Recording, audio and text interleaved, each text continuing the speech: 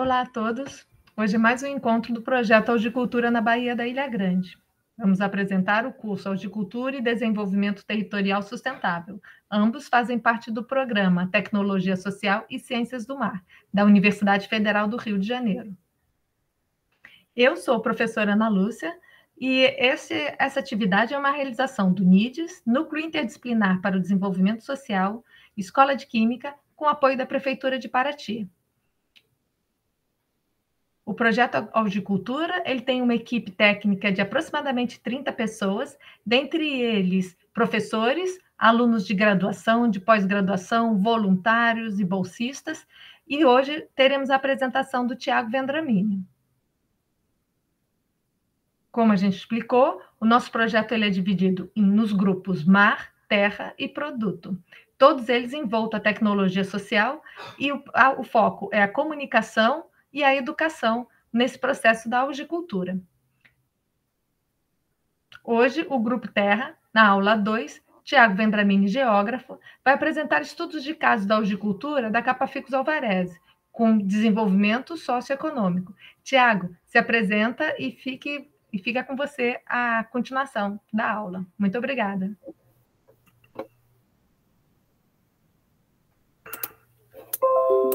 Boa noite, pessoal. Bem, como já foi introduzido, meu nome é Tiago. Essa é a segunda aula e vou dar essa segunda aula a respeito do desenvolvimento socioeconômico. Vão ser vários estudos de caso. Eu sou graduando em Geografia e vamos nessa que a aula é longa. A gente vai ver que em todas as aulas vão cumprir os eixos ambiental, social e econômico. No entanto, essa vai ter uma ênfase bastante maior na parte social e econômica. Então, aqui é a estrutura da apresentação de hoje. A gente vai começar com uma pequena contextualização da produção de algas marinhas no cenário mundial. Vamos ver o caso indiano. Depois vocês vão ser apresentados mais uma contextualização da produção de algas marinhas, mas no cenário nacional. Aí nós vamos ver um caso nordestino e um caso catarinense, ou melhor dizendo, um caso na região do Nordeste e um caso na região Sudeste e Sul, não é estritamente em catarinense. A gente fala um pouquinho do Rio de Janeiro também. E depois, para finalizar, a gente vai ter um caso africano. E por que esse caso africano vem no final? Porque a gente vai ser apresentado várias características da produção de algas ao redor do mundo e no cenário nacional. E vai ser enfatizado principalmente os benefícios da produção.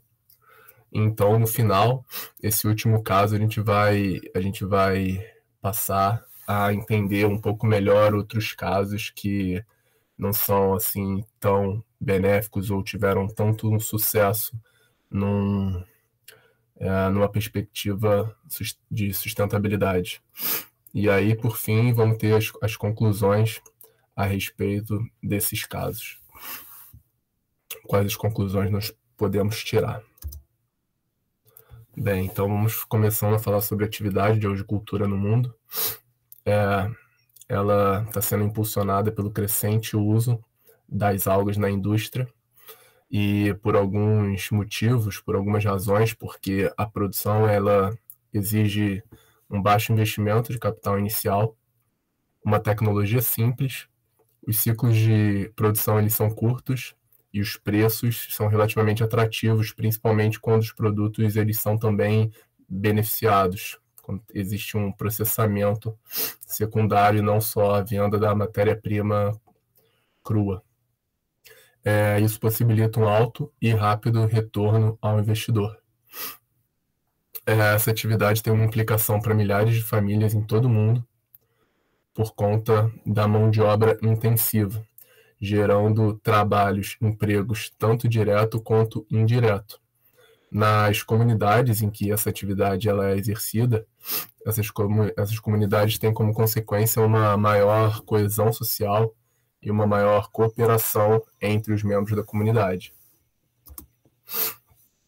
Bem, foram agências internacionais que deram início à promoção da algicultura em escala comercial, com o objetivo de melhorar a situação econômico-social das populações costeiras.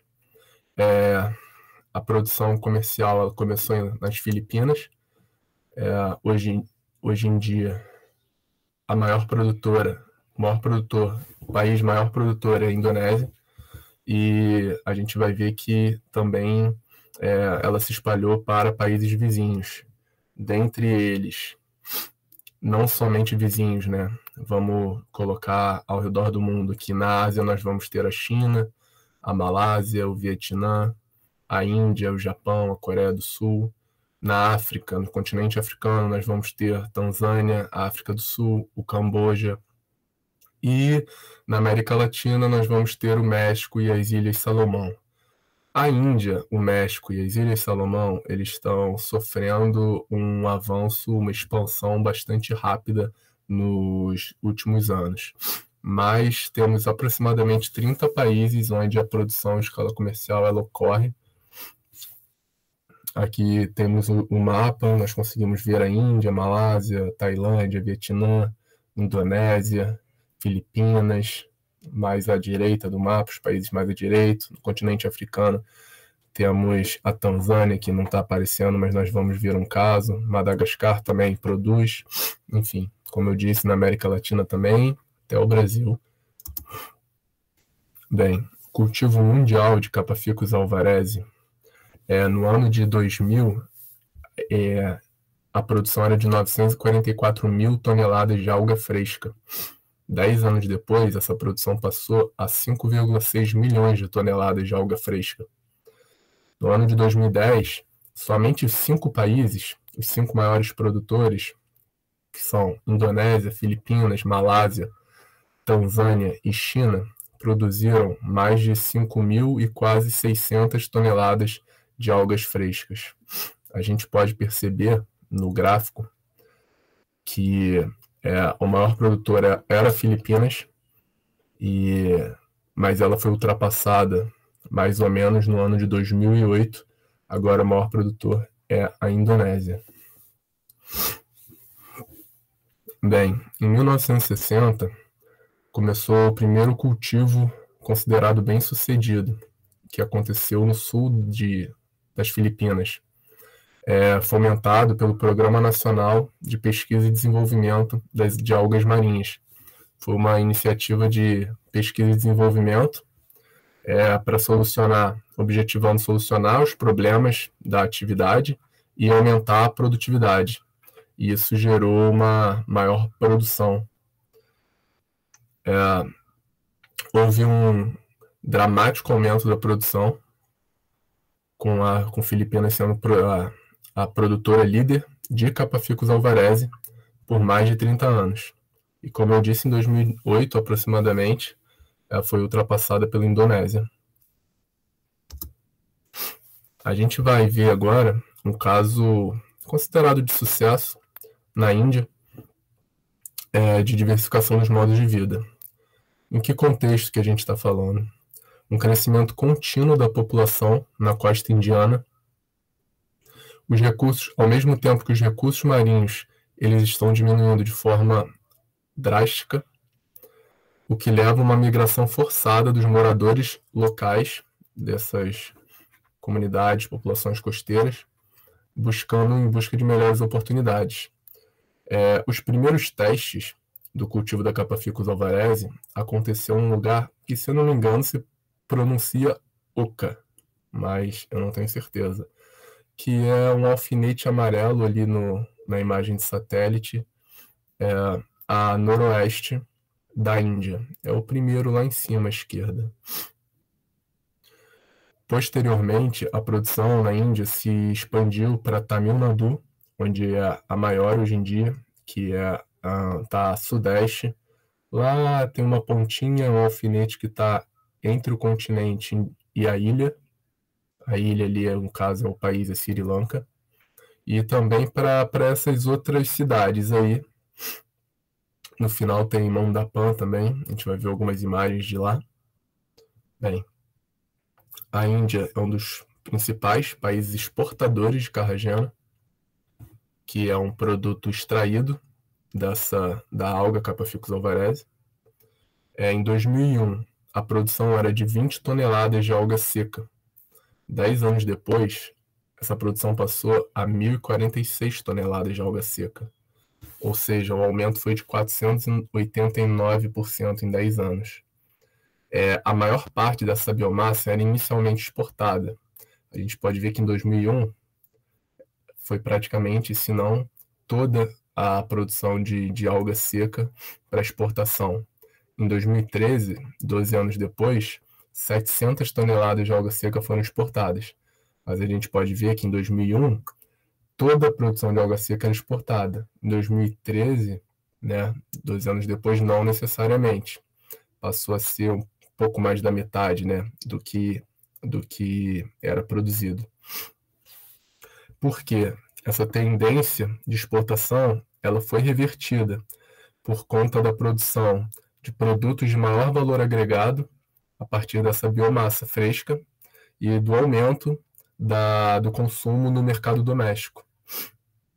A estimativa é que essa atividade da algicultura ela emprega 765 mil pessoas, e não só no cultivo, mas também na cadeia de valor. Ou seja, em toda a cadeia de valor, tanto com empregos diretos como indiretos. São 765 mil a estimativa de pessoas empregadas somente na Índia, com um volume de negócio anual de aproximadamente 2 bilhões de rúpias indianas, o que significa 27 milhões de dólares, ou aproximadamente 150 bilhões de reais. Bem, o governo indiano ele considera o cultivo de algas marinhas como uma área estratégica, e algumas instituições financeiras nacionais apoiam a atividade através da concessão de empréstimos. No caso, a gente pode dar como exemplo o Banco de Estado da Índia, o State Bank of India, e o National Bank, o Banco Nacional. Um laboratório de pesquisa e desenvolvimento do Conselho de Pesquisa Científica e Industrial do Ministério da Ciência e Tecnologia de Nova Delhi, por meio de suas pesquisas, contribuiu para o avanço da indústria de algas marinhas na Índia. Em 2001, a produção em toneladas de alga seca foi de 20 toneladas, como eu havia dizendo. Em 2013, passou para 1.490 toneladas. Esse ano de 2013 foi quando teve a mais alta produção. Em 2014, a gente pode ver no gráfico, a barra verde, que a produção reduziu drasticamente, indo a 40 toneladas de alga seca no ano. Foi uma mortalidade em massa da produção. O valor de compra ele também aumentou ao longo dos anos,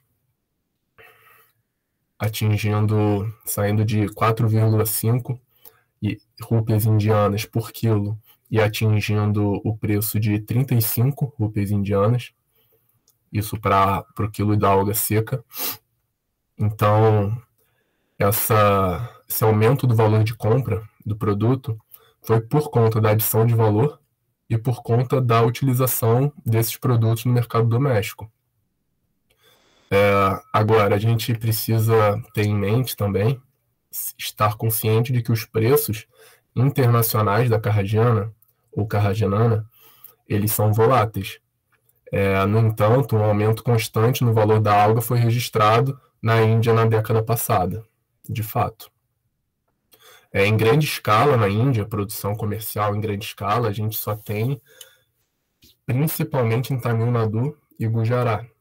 Eu espero estar pronunciando os nomes corretamente. O número de produtores em Tamil Nadu, uma cidade,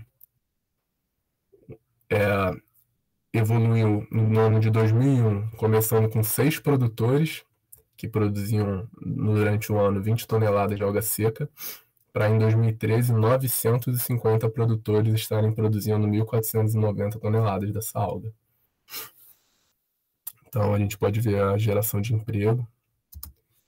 Bem, nessa imagem aqui, essa imagem é de uma cidade chamada Mondapan. E essa baía chama, acredito eu, Palk Bay. Baía Palk. Aqui a gente consegue enxergar no canto esquerdo da tela, esse círculo em vermelho é exatamente a produção de algas, são as balsas, as fazendas marinhas. E embaixo, essa figura geométrica aí, que está em branco, com a linha em branco, é a indústria de processamento dessas algas para extração de carragena e armazenamento, etc. O losango ali em vermelho, com a linha pintada em azul, desculpa, na direita da tela, são os barcos na cidade, né? A gente vê que ao sul desse losango tem toda a área urbana de Mandapã. Então as pessoas pegam os barcos, vão até o cultivo, e o cultivo ele é enviado para a indústria. E a gente pode ver essa linha em amarelo, ao sul da imagem, é a estrada. Então, a estrada é bastante importante para a logística da produção. Bem, aqui em cima na tela à direita, a gente tem a produção em Tamil Nadu. E a gente pode ver em alguns locais, ao longo da costa de Tamil Nadu, as áreas elas são intensamente cultivadas e não tem espaço vago para mais expansão. A gente pode ver a lotação desse espaço aí para a produção das algas sobre o Recife.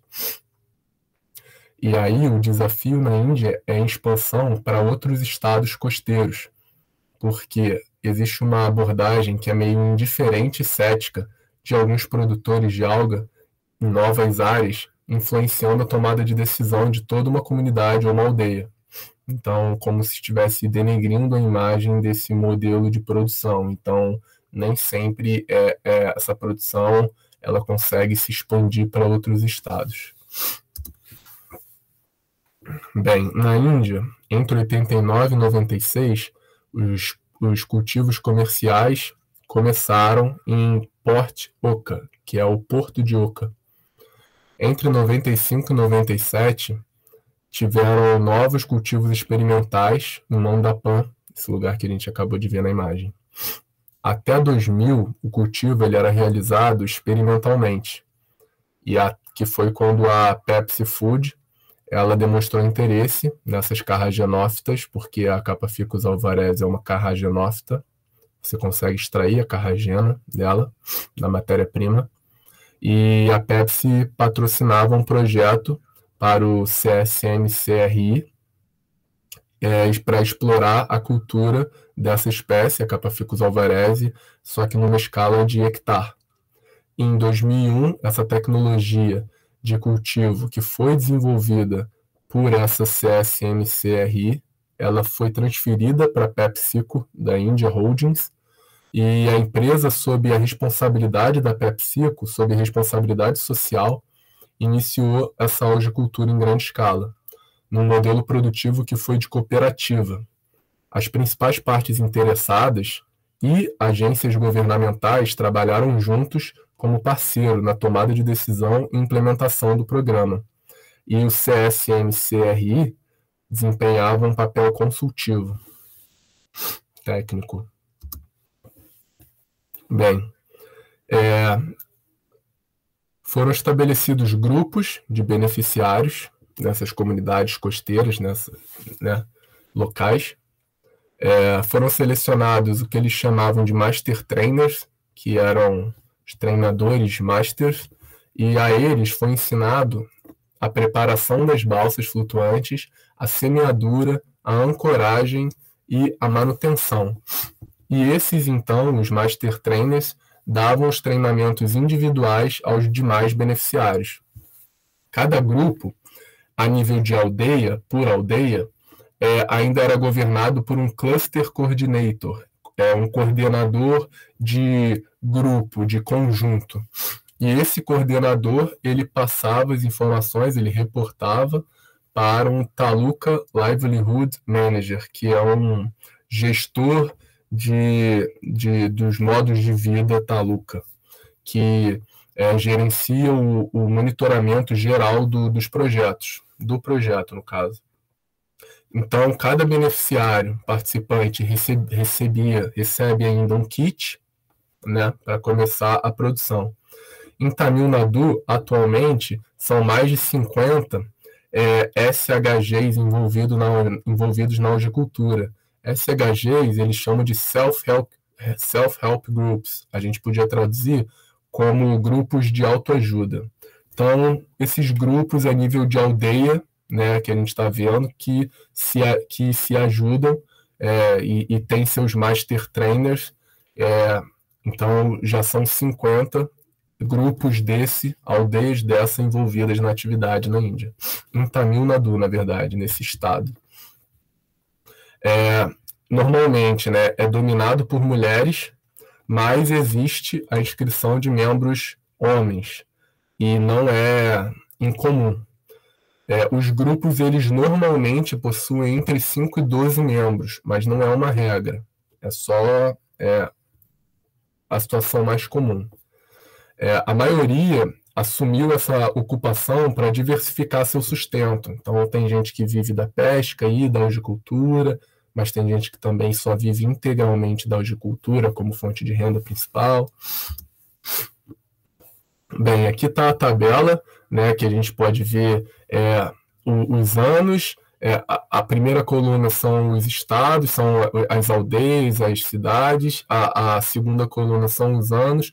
A terceira e a quarta são o número de membros femininos e masculinos. E a gente consegue reparar que, de forma geral, os grupos realmente têm de 5 a 12 membros, mas essa não é uma regra. Tanto é que, por exemplo, penúltima linha, ali no ano de 2011, você tem um grupo com 5 membros femininos e 15 masculinos, ou seja, 20 membros no total, que não está entre 5 e 12, e também com mais membros masculinos do que femininos. Então não existe uma regra, mas normalmente a maioria são mulheres e estão entre 5 e 12 membros participantes do grupo, né, desse Self-Help Group, que são os grupos de autoajuda, eles chamam, pela tradução, né. Bem, então a produção da biomassa, né, a produção da alga em si, ela é conduzida por esses membros, né, desses grupos. Existe o apoio financeiro e uma garantia de recompra, que é garantido por agências governamentais estaduais. Esses benefícios, então, eles se acumulam, o que aumenta a adesão nessa atividade. Bem, o baixo nível de alfabetização, as instalações educacionais deficitárias e a escassez de oportunidade de emprego faz com que o cultivo de alga marinha seja uma oportunidade para jovens empreendedores nessas comunidades. A atividade oferece oportunidades econômicas para o empoderamento feminino, permitindo que essas mulheres alcancem uma independência econômica e contribuindo positivamente para a redução do preconceito de gênero. O engajamento das mulheres ele acontece nas atividades, nas tarefas de amarração das mudas, de preparação do material de plantio, de assistência na colheita, secagem, limpeza e separação da biomassa. Em 2001 e em 2003, aliás, eu acho que esse ano eu cometi um equívoco, acredito que seja 2013, mas independente do ano exato, foram 2 vezes. Essa tecnologia, né, desse modo de produção, essa tecnologia que a gente chama, né, ela conquistou ainda 2 prestigiosos prêmios nacionais do Conselho de Pesquisa Científica e Industrial pela abordagem inovadora e científica para o desenvolvimento da sociedade. E a gente pode ver alguns objetivos, né, que a gente chama os ODS, os Objetivos do Desenvolvimento Sustentável, que essa atividade ela está cumprindo, né, conforme essas características que a gente está vendo, que é a igualdade de gênero, erradicação da pobreza, um emprego digno e crescimento econômico e a redução das desigualdades.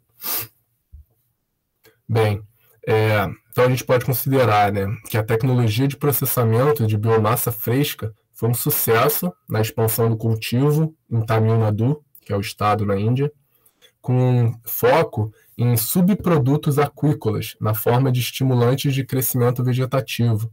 Então, essas algas, elas são processadas para virar biofertilizante, né? Para o crescimento, para um melhor desenvolvimento de plantas terrestres, né? Na agricultura. Bem, em 2009, a sustentabilidade ela era garantida por programas, né? No caso, o Growers Investment Program, Programa de Investimento para o Crescimento.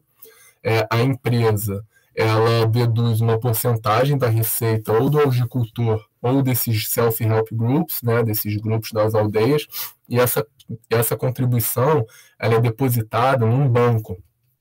Por quê? Isso colabora para que um programa de empréstimo, para que exista, né, e fomente um programa de empréstimo de microcrédito para os agricultores e para a comunidade local envolvidos, né, nesse trabalho. Outras iniciativas que a gente pode citar um acordo de acesso e repartição de benefícios que obteve 3,7 milhões de rúpias indianas de receita por meio de atividades aquícolas comerciais para o bem-estar social da comunidade local envolvida na agricultura. Esse acordo foi implementado pela Autoridade Nacional de Biodiversidade da Índia. E também existe a ligação do cultivo de algas marinhas ao Mahatma Gandhi National Rural Employment Guarantee Act, o ato de garantia de emprego rural nacional de Mahatma Gandhi, né? Que visava aumentar a segurança dos meios de subsistência da população rural. A opção de empréstimo bancário e subsídio, elas estão ainda disponíveis em Tamil Nadu e outros estados estão tentando desenvolver seus próprios sistemas para financiar a infraestrutura necessária. Na maioria dos casos, na Índia, a assistência financeira ela é parcial até a colheita da primeira safra. E um conjunto de infraestrutura que eles recebem, né, os produtores, esse kit, os produtores podem seguir com esse kit, com essa infraestrutura, não só na primeira colheita, mas ao longo dos demais ciclos, conforme a vida útil do material, né? Enfim, o material continua com os produtores até que, enfim, ele precise de manutenção e precise ser trocado. Só um segundo, gente, por favor.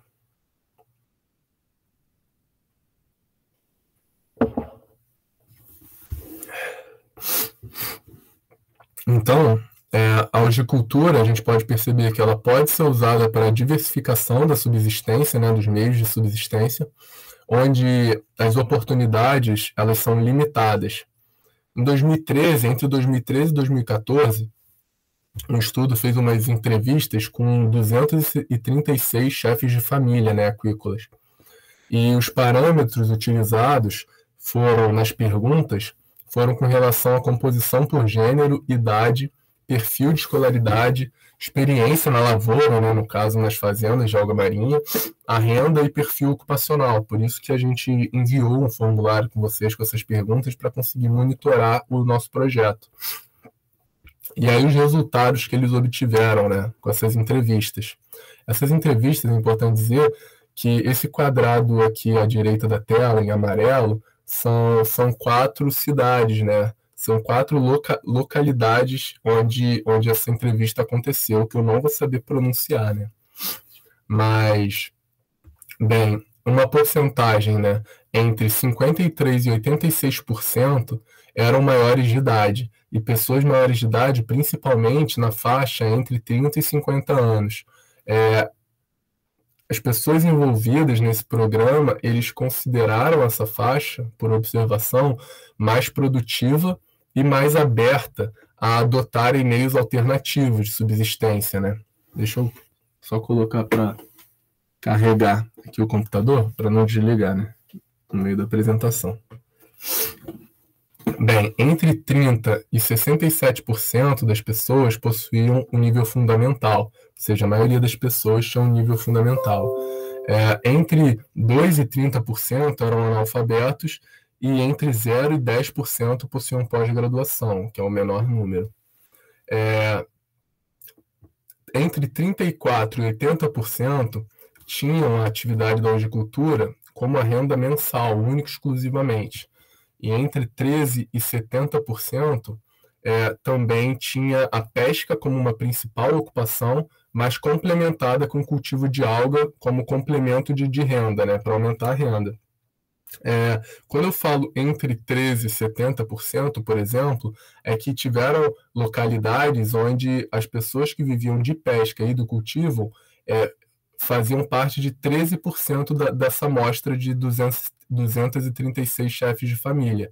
Mas em outras localidades eram 70% das pessoas, por exemplo. Então, por isso essa faixa, por isso que esse número não é fixo, é uma faixa que varia, porque varia conforme a localidade que essa amostra está sendo realizada. Bem, em relação aos gastos, né, das pessoas envolvidas, entre 20% e 71% economizava essa receita obtida pela atividade, né? Entre 10% e 51% usava na educação das crianças, entre 0% e quase 7% na construção de casa e nos demais, né? Casamento, joias e necessidades diárias. Mas a gente pode observar que, como uma, não unanimidade, mas principalmente era usado para economia e educação das crianças.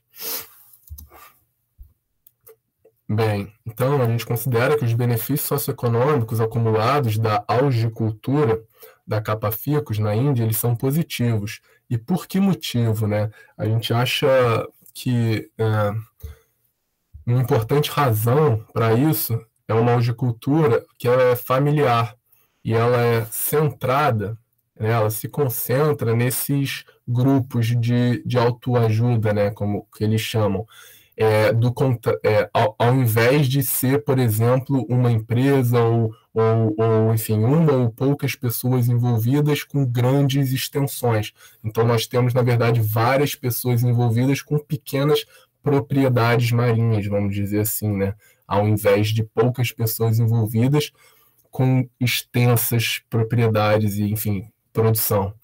Nas últimas décadas, o desenvolvimento da agricultura comercial ele testemunhou uma diversificação consistente dos meios de subsistência, porque a renda ela é mais alta e estável para o pescador, tanto para o pescador como para as mulheres, o que melhora os padrões de vida. Agora, a gente, então, citamos um pouco o contexto de produção mundial.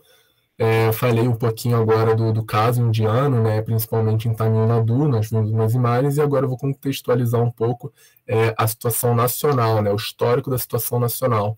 Na década, a produção, não a produção, mas a comercialização, ela começou na década de 60 no Brasil, só que não foi com a capa ficus alvarezi, porque a capa ficus ela é exótica, e aqui ela ainda não era produzida a alga. As algas elas eram colhidas. Então, aqui, a alga ela é natural daqui, essa gracilária, e Hypnaea muciformes. Então, elas se formam, elas são naturais, de bancos naturais de recifes no Nordeste brasileiro. Então, ainda não estamos falando da capa ficus no Brasil, que aqui ela é cultivada, porque, na verdade, ela é exótica do Sudeste Asiático. Na década de 60, teve um aumento da demanda pela gracilária, essa outra macroalga natural do Nordeste brasileiro. E, ao mesmo tempo, o estoque dos recursos pesqueiros eles estavam mostrando sinais de declínio. Então, os homens envolvidos na pesca tradicional e na pesca de lagosta, eles passaram a dedicar mais tempo na colheita de alga. Então, entre 73 e 74, a produção dessa gracilária, ou seja, a extração da gracilária nos bancos, a colheita da gracilária no Brasil atingiu o ponto máximo. Foram cerca de 2.000 toneladas anuais dessa alga fresca exportada para o Japão. O negócio ele prosperou e muitos pescadores começaram a trabalhar em tempo integral, o que fez com que centenas de famílias ficassem totalmente dependentes dessa atividade. Entre 1977 e 79, a exportação caiu para 250 toneladas de algas secas por ano, indicando que havia uma disponibilidade limitada da matéria-prima. E esse declínio ele pode ser atribuído à colheita predatória e à má gestão dos leitos naturais. Então, não havia uma gestão na colheita, ela simplesmente acontecia, aumentavam as pessoas envolvidas nessa atividade, nessa tarefa, e sem grandes monitoramentos e gestão ambiental e controle sobre essa atividade. Então, não havia tanto estudo, então simplesmente as pessoas recolhiam essas algas, o que foi diminuindo o estoque delas ali e ficando cada vez mais limitadas, né, esse recurso.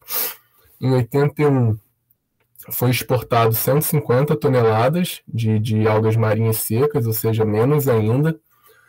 Em 1983, as empresas locais extraíram aproximadamente 60 toneladas de agar das espécies de Gracilaria, que é o produto que se consegue extrair dessa espécie. Em 84,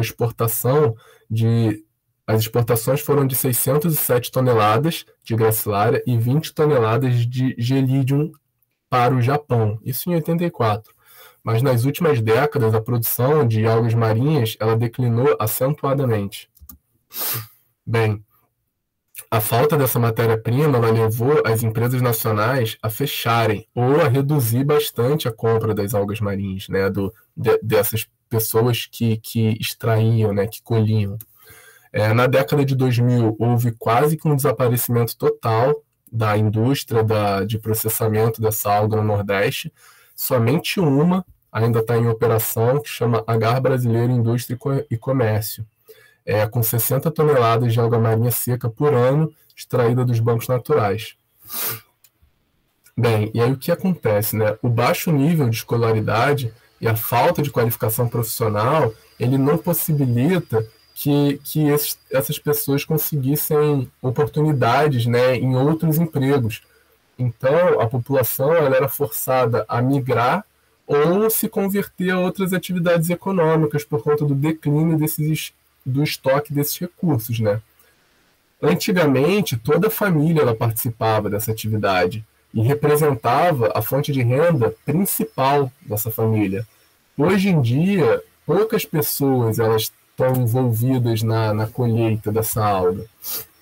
A colheita de algas marinhas durante o boom de produção, né, durante o maior crescimento, ela foi a principal atividade nas comunidades costeiras, sustentando toda a economia local. Agora, os homens eles migraram para a atividade de pesca em alto mar, mas as mulheres elas ainda estão nessa ocupação e como a ocupação principal delas, só que é realizada em tempo parcial. Então, hoje em dia, essa atividade ela é de responsabilidade na família das mulheres, dos seus filhos e de idosos aposentados. E ainda é uma importante fonte mais de renda complementar da família.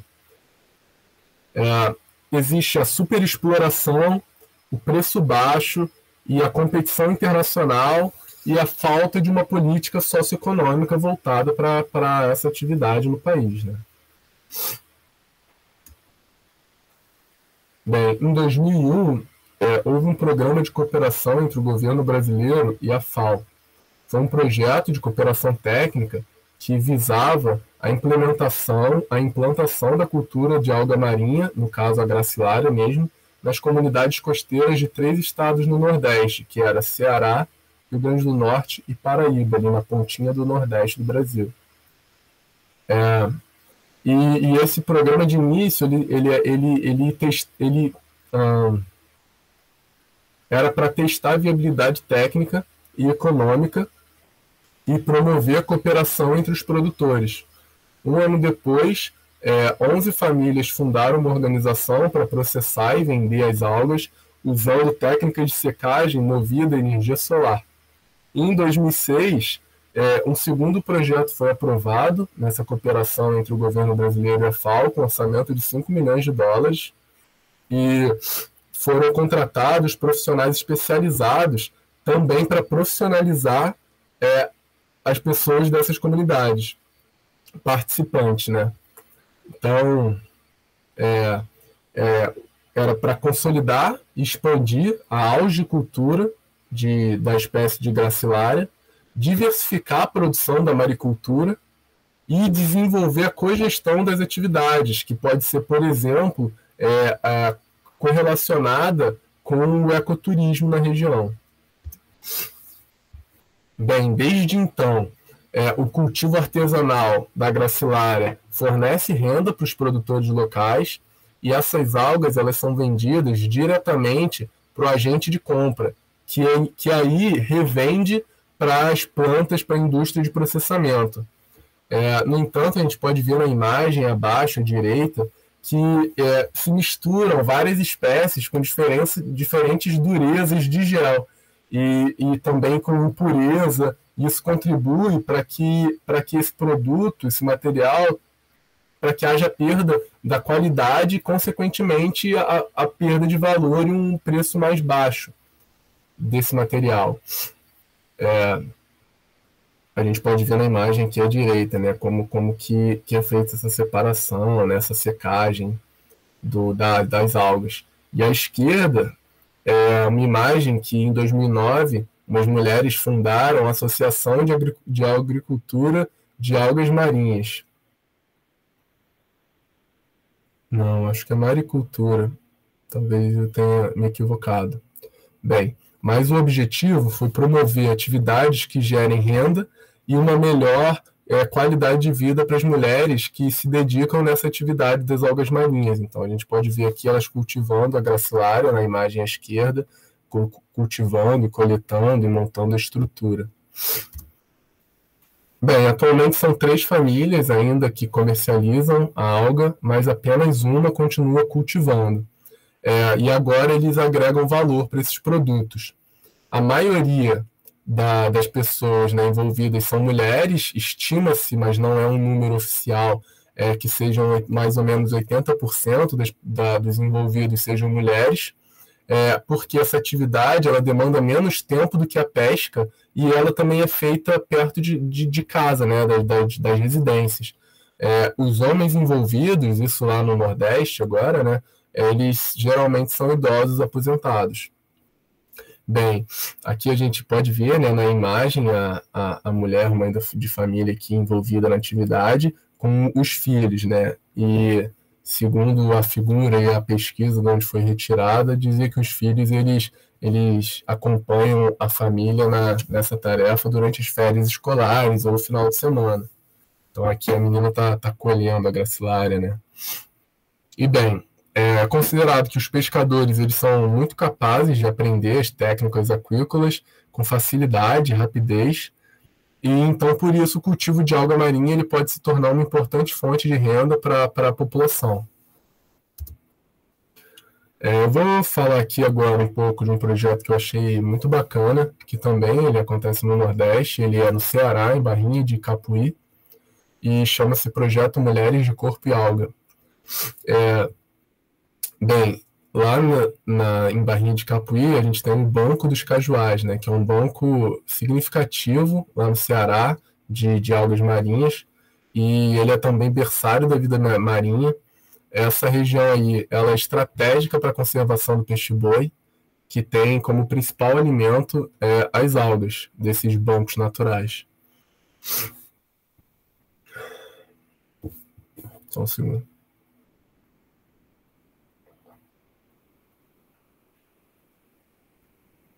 O objetivo do projeto ele era resolver questões sociais através da participação e da cooperação de todos os atores envolvidos nesse processo, que é desde o cultivo até a venda dos produtos beneficiados, de maior valor agregado.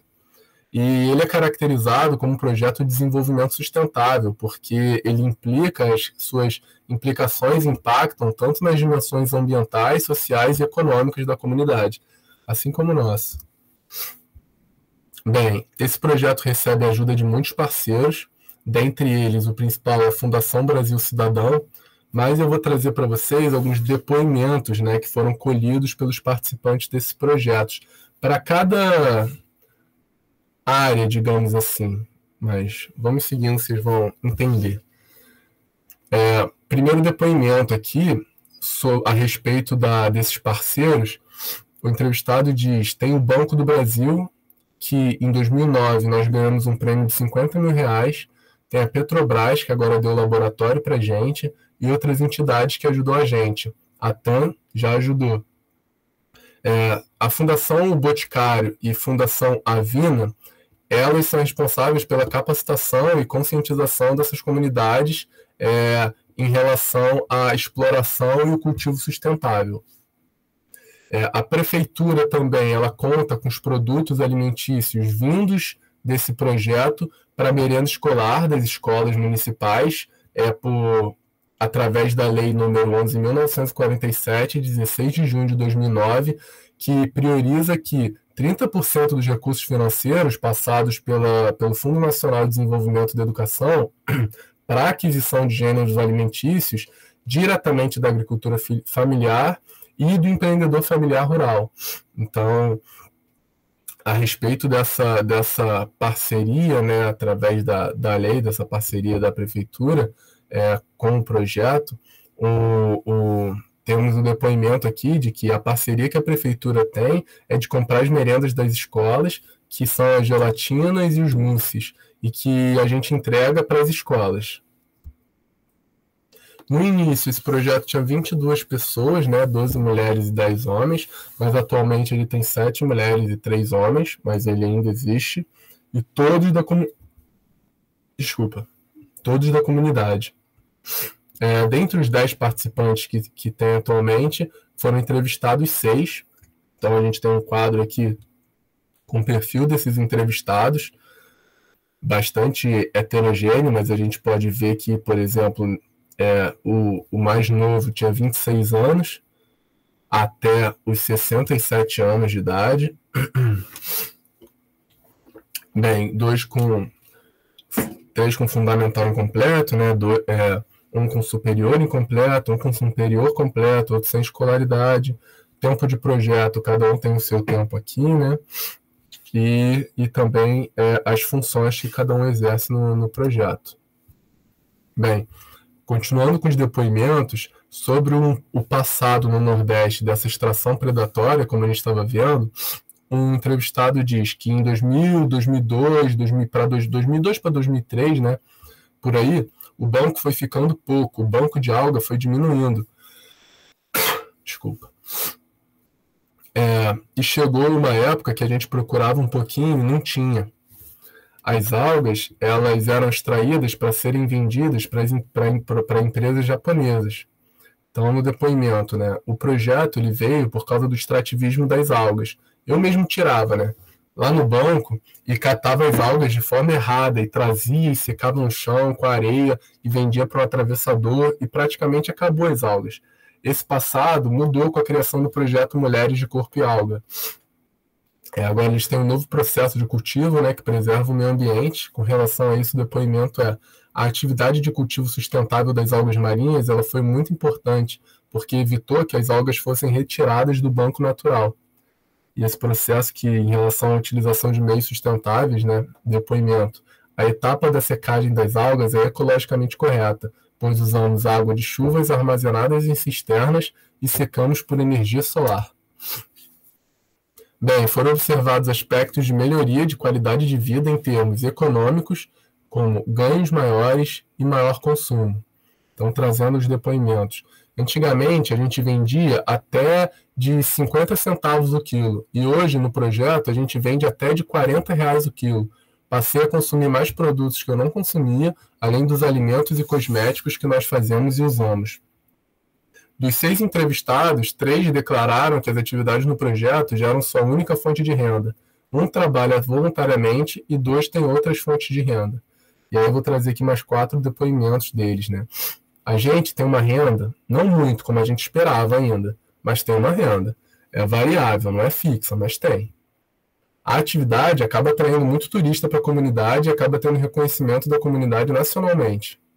A gente tem aquele trabalho ali, está desenvolvendo a comunidade, quer dizer que a gente está trabalhando para surgir emprego para muita gente, né? Isso aí, quando estiver funcionando, vai precisar de gente para trabalhar, e vai ser gente da comunidade, que tiver capacidade de trabalhar. Aí eu acho que isso é bom para a comunidade. Com relação aos treinamentos e as capacitações, eles dizem, né? A gente já fez várias capacitações, Toda hora a gente faz treinamento, até para produzir shampoo na área alimentícia, também na questão até de falar ao público. Em quase todas as áreas a gente teve treinamento. A gente fez vários intercâmbios, tem em Flecheiras e também no Rio Grande do Norte, em Pitangui, tem em Itapipoca do Maceió, que também é para o lado de Fortaleza, também tem em Baleias. Parece que ao todo são 6 projetos. E em relação à difusão do conhecimento, um disse, aqui na região Nordeste existe tipo uma rede. A cada 6 meses tem um encontro de todos os projetos que trabalham, menos Pernambuco. Tem sempre essa troca de experiência entre os grupos para saber qual é o grau de evolução. Com relação à melhoria da qualidade de vida em termos de educação, né? Eles dizem, a partir do projeto, em 2008, eu entrei no vestibular e passei e me formei em aquicultura e pesca, voltado no olhar de que no futuro o projeto ia precisar de uma pessoa para desenvolver as atividades futuras que vierem. Eu, quando entrei no projeto, eu ainda era muito adolescente, 14 anos, aí eu já cresci aprimorando, pegando essas capacitações. A saúde, ela também foi evidenciada, né? Um disse assim, aqui eu me sinto com uma saúde grande. Bem, o desenvolvimento pessoal, profissional, ele também foi enfatizado. Tinha gente que quando entrou no projeto, que não sabia nem falar, e hoje dão entrevista, vão ensinar, dão palestra, fazem tudo. Eu acho que isso foi uma das melhores coisas. Tem a questão da satisfação no trabalho, né? Que eles disseram, gosto, acho muito bom. Para mim, enquanto eu puder, tiver resistência nos braços, as pernas puderem andar, eu não saio daqui não. É muito satisfatório saber que aquilo que você faz está sendo reconhecido e você ainda ganha por aquilo, é muito gratificante. E com relação à perspectiva de tempo de trabalho, um falou, até quando eu viver. Bem, em 1990, agora, voltando um pouco na história, contextualizando também em relação ao contexto nacional, na década de 1990, foi adotado um pacote tecnológico para a produção da Capa-Ficus alvarezi agora, da espécie que a gente vem trabalhando, né? E foi para atender as demandas industriais de Carragena e minimizar a pressão que era exercida naqueles bancos naturais da Gracilaria e da Ipinea musciforme no Nordeste. E essa introdução, né, do pacote tecnológico, ela foi estimulado por conta da falta de alga com potencial comercial nessa área aqui da região sudeste e sul do país. Em 1995, foi introduzido o primeiro experimento no litoral do estado de São Paulo. E depois foi introduzido no Rio de Janeiro, no Rio Grande do Norte, na Paraíba e Santa Catarina. E uma observação é que o cultivo, na verdade, ele só é licenciado, o cultivo da Capa-Ficus alvarezi, ele só é licenciado pelos órgãos ambientais em São Paulo, no Rio de Janeiro e em Santa Catarina. No ano de 2015, o Ministério da Pecuária e Agricultura, se não me engano, o MPA, foi extinto e integrado ao Ministério da Agricultura, Pecuária e Abastecimento, que é o MAPA, né? Agora, o orçamento ministerial que antes era dedicado à agricultura deixou de existir. No entanto, mesmo quando o MPA existia, a agicultura ela recebia menos recurso do que qualquer outra atividade de aquicultura, né? A algicultura, o cultivo de alga, era o que menos recebia verba. Então, a falta da continuidade desses esforços e o papel limitado do governo nesses projetos atrapalha o crescimento bem-sucedido e gera uma falta geral de fé entre as comunidades locais. Bem, a Baía de Ilha Grande, né, ela destaca-se nacionalmente como produtor dessa espécie, da Capa-Ficus alvarezi. No verão, que alguns dos algicultores eles preferem se envolver nas atividades mais lucrativas, por exemplo, turismo. A partir de 2008, teve um aumento do cultivo comercial da Capa-Ficus ao longo do litoral do Rio de Janeiro, chegou a mais de 30 fazendas estabelecidas nas baías de Sepetiba e de Ilha Grande. Em 2008, houve a introdução no sul do Brasil, mas foi de início para avaliação da viabilidade técnica, econômica e ambiental.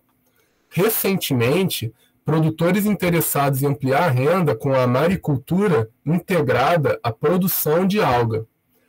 A macroalga Capaficus alvarez está sendo oferecida aos produtores de molusco catarinense como uma solução tecnológica de diversificação e integração das culturas de molusco com alga. De 116 pessoas, 25% delas desejaram incorporar a Capaficus na atividade de cultivo desses organismos bivalves, né, dos moluscos, dos mexilhões. Bem, novas técnicas elas estão sendo desenvolvidas para adaptar a cultura da alga às condições ambientais daquele estado, de Santa Catarina, né, região sul do país. Enfim, as nossas condições da Baía de Ilha Grande elas são até melhores em termos de produtividade dessa alga.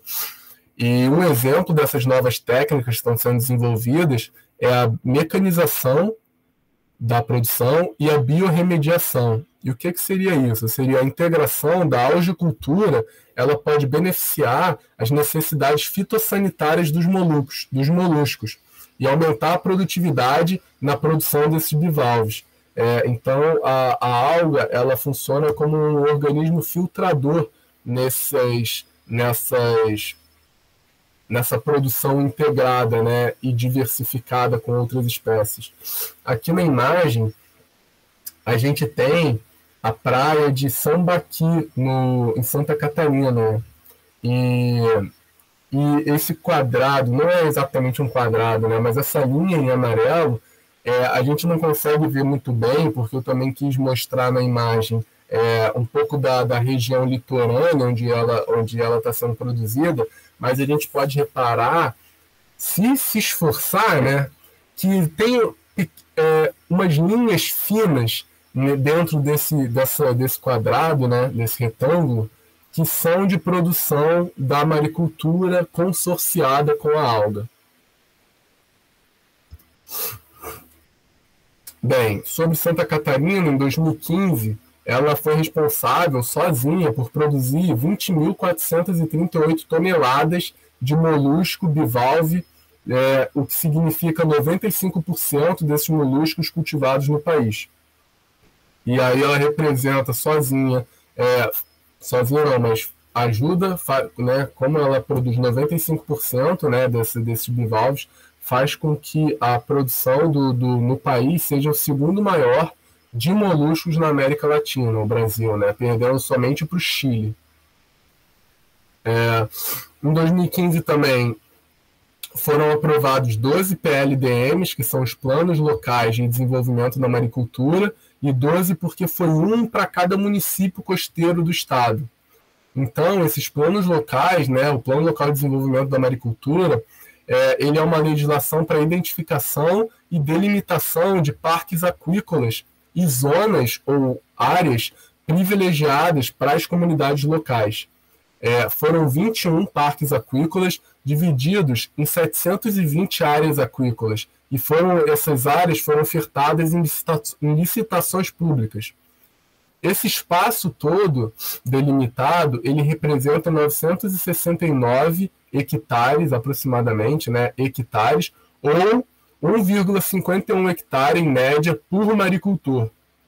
Então, são propriedades marinhas relativamente pequenas. Foram ofertados nas licitações 573 áreas aquícolas gratuitas e 46 concessões eram pagas. Dentre todas essas, 101 ficaram sem interessados, então mantiveram-se disponíveis, o que representou 14% dessas áreas. E aí, à direita, a gente tem a imagem, né, de Santa Catarina, e em vermelho as áreas onde ficam os parques, né, aquícolas no estado. Bem, como uma política pública de promoção do desenvolvimento econômico e social, 93% das fazendas marinhas foram reservadas para a população de baixa renda, sem nenhum custo para os produtores. E o objetivo é impulsionar o desenvolvimento das comunidades tradicionais. Quase que 100% dos créditos concedidos, eles foram feitos por meio de financiamento público estadual. O restante é financiamento privado, mas quase 100% ele era público estadual. A título de comparação, a gente pode comparar com as Filipinas, por exemplo, onde se iniciou, né, o primeiro cultivo bem-sucedido comercial, né? E lá o governo financiamento os créditos por financiamento público estadual, ele corresponde apenas por 40%. E os incentivos, eles vêm através de financiamento público e privado. E isso também é praticado em outros países, por exemplo, a Malásia e a Indonésia, são financiamentos tanto públicos como privados. No caso, por exemplo, Filipinas, 40% público, né? Aqui, quase 100%. As incertezas, elas tinham limitado o crescimento da produção até então, até 2015. E a gente pode ver que em 2005, por exemplo, eram 895 produtores envolvidos na atividade. Em 2013, 589. Então, reduziu, né, nesses últimos 8 anos. E quais foram outros elementos responsáveis por essa redução? A monocultura, né, e a consequente falta de flexibilidade no cultivo, e a não mecanização dos sistemas de produção artesanal. E os marinheiros de Santa Catarina, eles colocam a mão de obra como um principal obstáculo. Então a mecanização ela passa a ser importante por falta de mão de obra. Mas esse planejamento, esse plano, ele resolveu as incertezas, abrindo acesso ao financiamento de crédito e outras políticas públicas destinadas a fomentar a produção. Em comparação aqui, com relação à renda familiar mensal, em Filipinas, ela varia de 632 a 1.895 dólares. Na Indonésia, é de cerca de 416 dólares a renda familiar mensal com essa atividade, o que é menor do que nas Filipinas, mas ainda assim, para a Índia, é bem acima da renda per capita do país, que é de 298 dólares por mês. Em Zanzibar, que a gente não viu ainda, mas vamos ver como último caso, a renda média diária para os produtores é de $1, e lá isso é considerado, não somente lá, né, abaixo da linha de pobreza.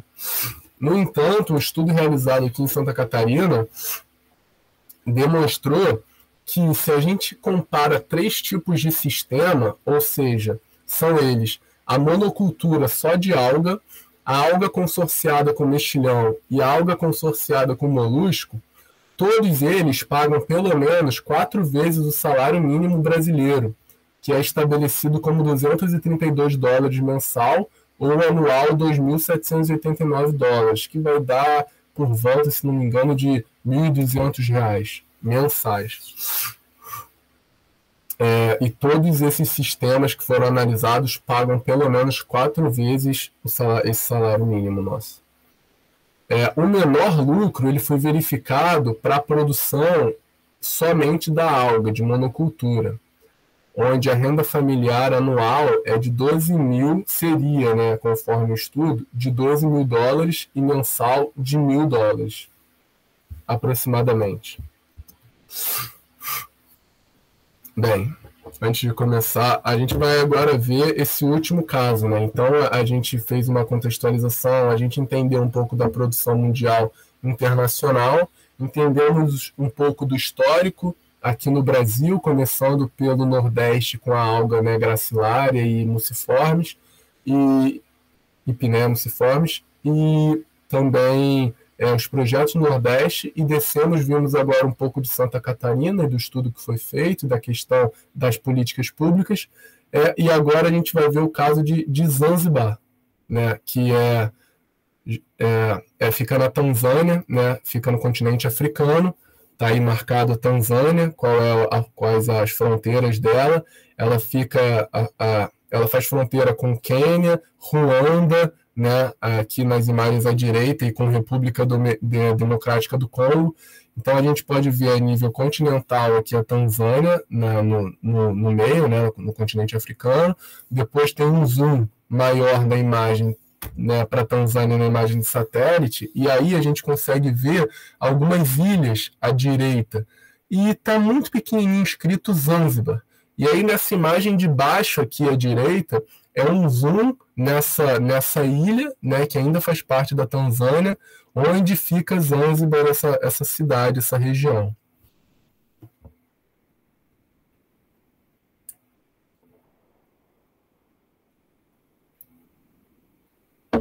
Vamos nessa. Bem, grande parte da produção de biomassa da Tanzânia, de biomassa de algas marinhas na Tanzânia vem dessa região de Zanzibar. Toda a produção lá, né, na Tanzânia, ela é para exportação e não tem nenhum processamento para extração da carragena na ilha.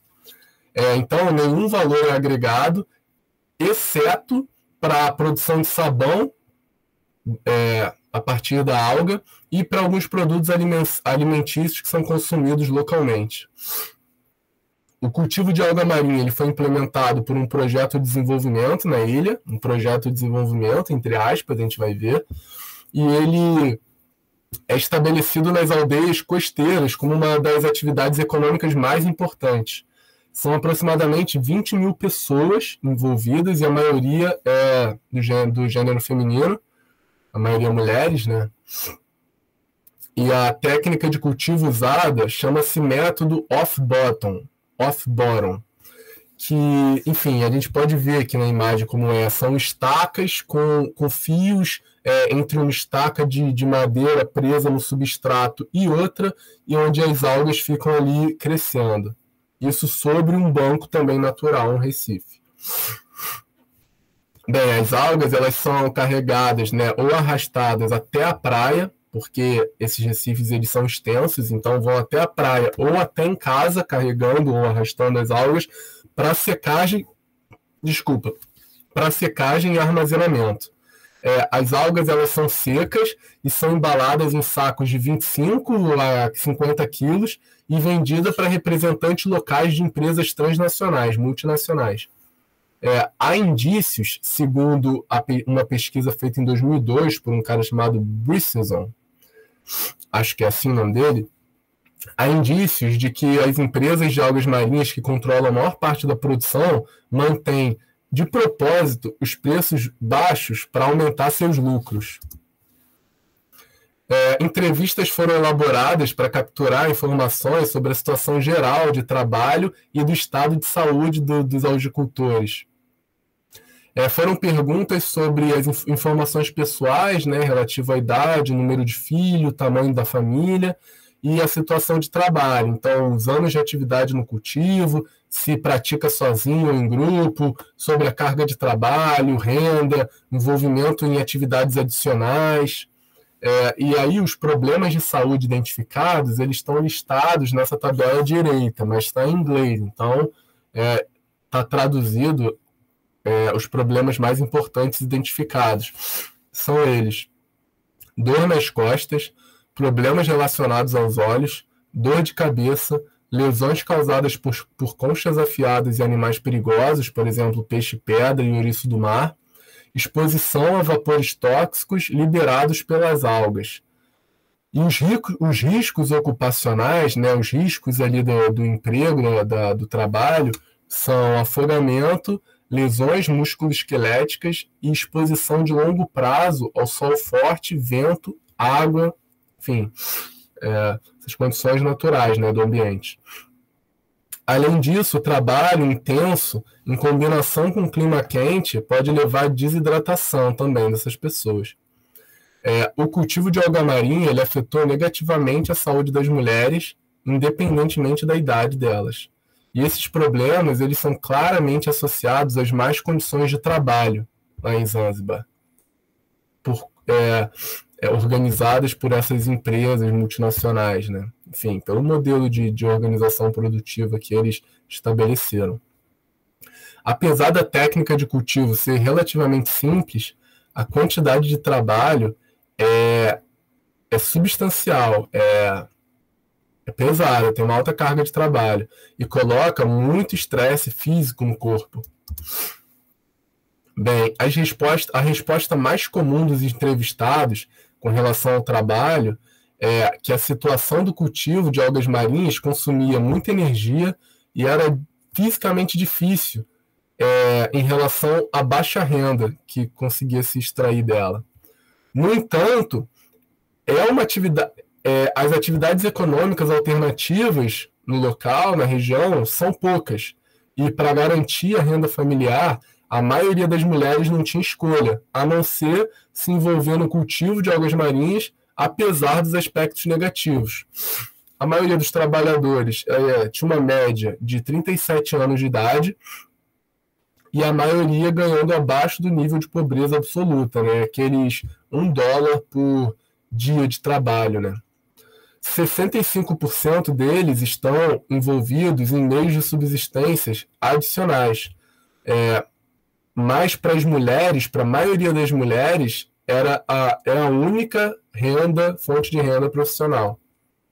E elas dizem que, mesmo que a renda seja baixa, insuficiente para sustentar uma família, ainda assim apoia a educação das crianças e contribui para a renda familiar.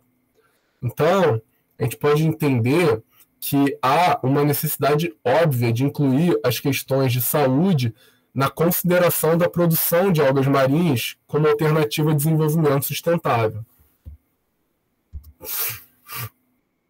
Bem, passando para as conclusões, então, a respeito desses casos que a gente veio vendo, né? Segundo McHugh, no estudo de 2002, ele considera a Argentina, o Brasil, o México e a Venezuela como os países que oferecem as melhores perspectivas para o desenvolvimento da indústria de alga. Mas apesar de todos os esforços das pesquisas brasileiras, a algicultura comercial ainda está em fase de consolidação. E aí por quê? Bem, acredita-se pelo menos que principalmente por conta da burocracia na obtenção das licenças de cultivo através dos órgãos ambientais. A prática ela é infrequente, né, de algicultura no Brasil, refletida pelo fato de que não existe costume generalizado de consumo de alga no Brasil, com exceção do consumo na culinária japonesa e na culinária altamente contemporânea. E o conhecimento sobre os benefícios do cultivo de alga para a saúde humana, aliás, do consumo para a saúde humana, ele ainda é muito limitado entre agentes brasileiros.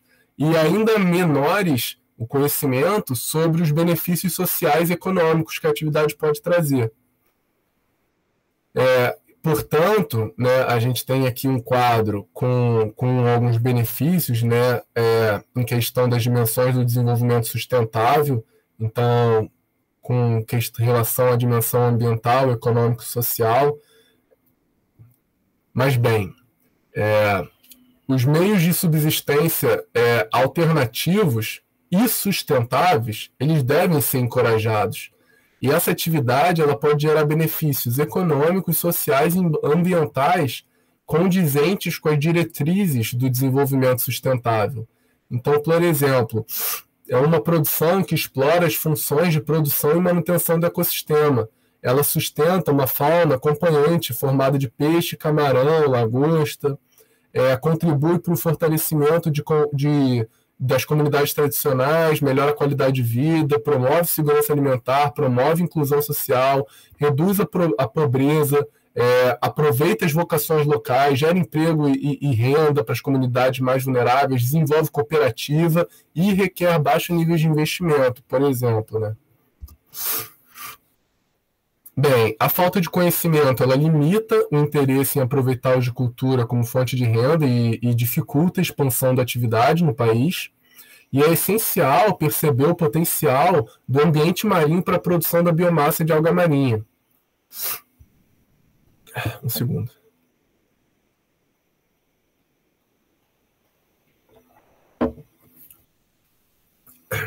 Bem, o desemprego nessas regiões costeiras, né, ou no Brasil em geral, né, ele implica na migração da geração mais jovem em busca de melhores oportunidades, né, de perspectivas de subsistência. Então, o estabelecimento da horticultura ele ajudaria a reduzir essa tendência de migração.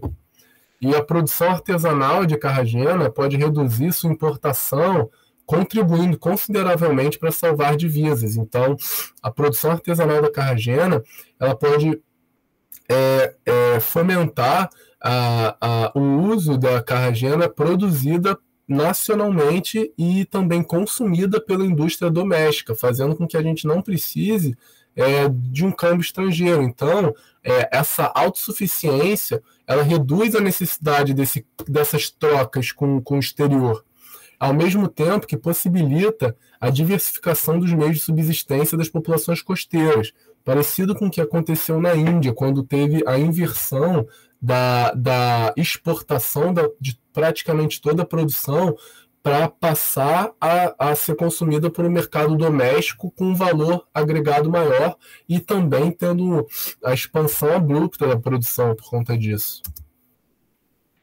Bem, as inovações nas etapas do cultivo e o processamento para aplicação dos produtos, eles são a chave para um modelo de negócio robusto e sustentável. A diversificação da produção ela é uma forma de aumentar a produtividade e a receita dessas fazendas marinhas. As algas elas agem como filtradores, depuradores para reduzir os nutrientes em excesso, e aí acaba aumentando a produtividade desses cultivos consorciados. O cultivo comercial ele também pode ser integrado com aspectos que desenvolvem a comunidade, por exemplo, o turismo, e fazendo com que melhore a economia local. No entanto, houve, né, no nosso histórico uma gestão empresarial ineficiente. A maioria dos grandes empreendimentos comerciais eles não conseguiram se estabelecer, se consolidar, e isso gerou como consequência uma redução da credibilidade dessa atividade no país, ou na nossa região, né? Uma cadeia produtiva ela tem que ser estruturada e organizada, e isso é necessário. Os agentes econômicos eles são fundamentais em todos os elos da cadeia, além de organizações de apoio e estruturas institucionais eficientes. Tem que haver o envolvimento das partes interessadas na formulação de política, planejamento e gestão. As indústrias de algas marinhas mais bem-sucedidas nos países em desenvolvimento, na Ásia, elas foram iniciadas por compradores e processadores internacionais, ou seja, eles são orientados para o mercado, e foi também apoiado por agências de ajuda e instituições de pesquisa. Então, o catalisador, o fomentador mais forte, as forças motrizes, eles têm sido, ou pelo menos na Ásia e nesses exemplos internacionais, o setor comercial internacional, que tem contribuído para o apoio e fomento dessa atividade. Essas empresas internacionais, né, esse setor comercial internacional, exatamente a participação dele que pode acabar superando a falta de política e apoio financeiro e criando um melhor entendimento entre as partes interessadas e o governo para o investimento em projetos pilotos. Portanto, será necessário estabelecer políticas públicas para divulgar a prática da atividade e promover uma legislação que facilite a profissionalização das pessoas nessas comunidades costeiras. Então, a gente vai ver também, né, o Carlos vai falar na próxima aula a respeito de tecnologia social, que as tecnologias de produção, elas ainda estão em processo de consolidação, elas ainda estão sendo desenvolvidas e evoluídas. E aí, nisso, os problemas relacionados com a saúde, eles são uma parte crucial dos problemas nessa indústria. A saúde ocupacional, né, a saúde durante o trabalho e os programas de segurança no local de trabalho, eles precisam ser melhor organizados. com o intuito de melhorar a situação dos trabalhadores e reduzir o número de lesões dentro do setor. Também a falta de linhas de crédito específicas aumenta a dificuldade de aquisição de novas embarcações e tecnologia. Então, devem ser realizados programas de longo prazo, envolvendo especialistas, acadêmicos e empresas. Ajudar a mudar a trajetória desse importante meio de vida em direção a melhores condições de trabalho e sustentabilidade. Bem, outra questão central é o baixo preço das algas, né? Porque essa indústria de hidrocoloides, né? Por exemplo, o agar da Gracilaria ou a carragena de algas marinhas, ela é uma commodity, então é interessante que agregue valor. Então, realmente, o preço baixo por conta de ser uma commodity é uma questão crucial. Desculpa, por isso da importância de agregar o valor no produto, né? De processamento de novos produtos e tecnologia, envolvimento de instituições acadêmicas e de pesquisa e desenvolvimento.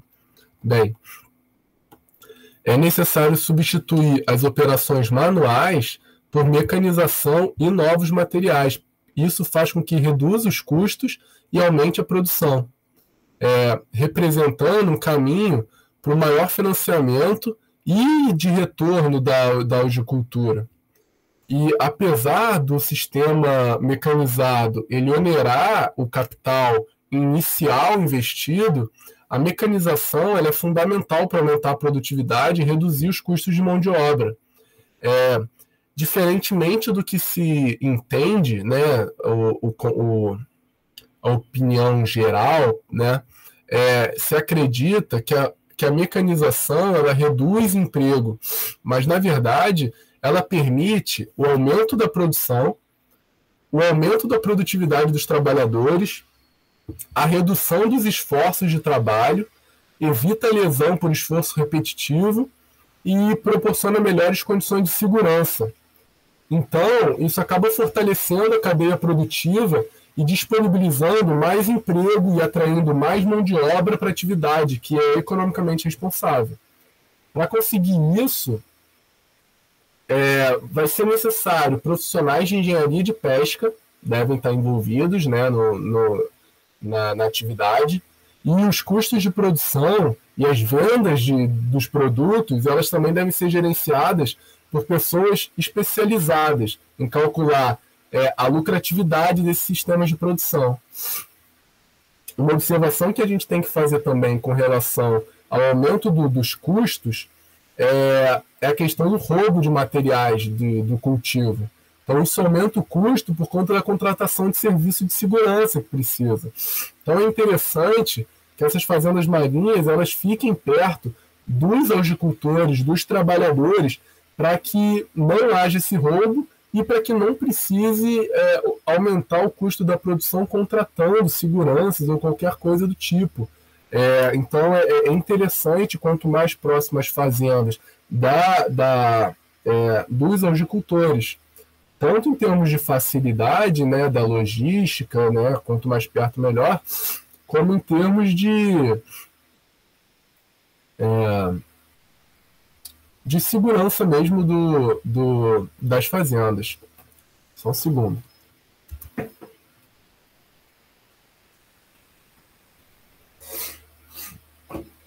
Um pouco resfriado.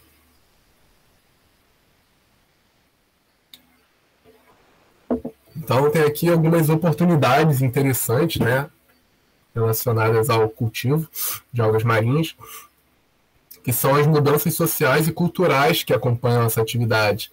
E, como exemplo, a gente traz o empoderamento das populações tradicionais, e principalmente das mulheres. E é importante a gente considerar as políticas de exploração das empresas multinacionais. Então, os aspectos socioecológicos da indústria, eles precisam ser discutidos de modo formalizado. A importação de pacotes tecnológicos também de outros países, ela tem sido uma prática comum na agricultura brasileira. Então, assim, a experiência de Tamil Nadu, lá na Índia, né, no estado indiano, ela pode ser interessante, sim. Mas executar exatamente da mesma maneira pode não ser viável. Portanto, variantes da estratégia original de implementação precisam ser desenvolvidas com base nas circunstâncias, no contexto. E é isso que a gente chama de tecnologia social, que o Carlos vai falar na próxima aula. E novas tecnologias de cultivo, elas estão sendo desenvolvidas. E a gente entende que elas devam ser desenvolvidas também em conjunto, porque os técnicos, os especialistas, os pesquisadores, ou quem já trabalha na área, não necessariamente são as pessoas que vão dar as respostas de forma unânime, são as pessoas que vão trazer as melhores respostas. Pescadores, novas pessoas envolvidas podem conseguir desenvolver novas tecnologias que aumentam a produção, a produtividade, novas tecnologias interessantes para o setor. Então, em relação aos desafios, um dos principais dele é a organização dos agricultores em grupos cooperativos, como é na Índia. Isso pode aumentar a produção, diminuir os custos, pode permitir a mecanização e a realização do processamento desses produtos. As sociedades cooperativas, elas precisam ser estabelecidas e fortalecidas no que tange o cultivo e a adição de valor. Cooperativas, elas podem ser uma solução para os produtores de baixa renda, que não têm capital para cobrir as despesas importantes. Em Santa Catarina, né, por exemplo, as cooperativas elas foram fundamentais para o pleno desenvolvimento da produção de mexilhões. Os participantes também, é importante que eles saibam das diferenças e dificuldades dos outros projetos, e também que tenha troca troca com relação aos processos de produção entre eles, né? Isso faz com que os produtores eles fiquem mais conscientes, né, das formas de produção e consigam desenvolver e evoluir essa atividade, né, a produção. Outros obstáculos para o crescimento é a necessidade de recursos humanos qualificados, né? Os recursos humanos eles representam um dos principais fatores limitantes para a diversificação do cultivo marinho. E outro é a descontinuidade dos serviços de treinamento. O treinamento é um componente importante na transferência de resultado de pesquisa e desenvolvimento para os produtores. É muito importante que os produtores compreendam plenamente as complexas inter-relações das algas marinhas e com o seu ambiente marinho. Então é interessante a distribuição, por exemplo, de cadernos de treinamento, de folheto, pôster, enfim, é altamente recomendado. Continuando com o exemplo de Santa Catarina, que produz 95% dos moluscos do país, isso é resultado de fortes serviços de treinamento oferecidos pelo governo do estado, que prestou assistência técnica prática aos produtores por mais de 25 anos. Então, é também necessário a união dos esforços entre produtores e pesquisadores para fortalecer a formação de cursos. Bem, eu espero que vocês tenham gostado de conhecer esses casos, conhecer um pouquinho mais também do contexto internacional e nacional, um pouco do histórico da produção de algas. E, enfim, desses casos, nós vimos vários casos interessantes, internacionais e nacionais, e também problemas, e conseguimos tirar daí conclusões com relação a tanto as necessidades, os problemas que devem ser enfrentados e como a gente está enxergando esse projeto em termos de sustentabilidade social e econômica. Aqui vocês têm onde vocês conseguem achar a gente, né? Então, através do e-mail, do site audicultura.com.br, do YouTube, Audicultura FRJ, e tem também o Instagram. Qualquer pergunta, qualquer coisa, vocês podem se conectar com a gente. Eu vou fechar a gravação. Muito obrigado. Tá bom, gente? Espero que vocês tenham gostado. E é isso. Uma boa noite a todos.